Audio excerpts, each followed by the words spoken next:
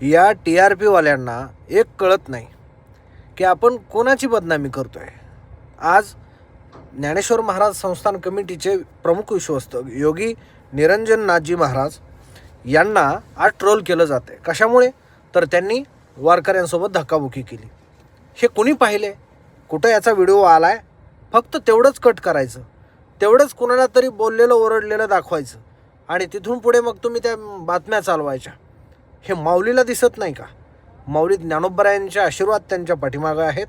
कुणी ट्रोल केल्याने, कुणी पैसे कमवण्यासाठी ट्रोल केल्याने मीडियाचे काही त्याच्यावर परिणाम उमटणार नाहीत।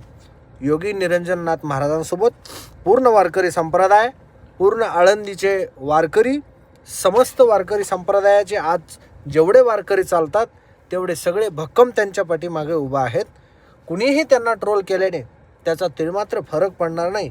मीडियावाल्यांना काही काम नाही, ते एखाद्या राजकीय विषयासारखं ह्याही विषयाला पकडून ठेवतात, तर माऊली ज्ञानोबरायांचा सुद्धा त्यांना कुठेतरी शाप लागू शकतो।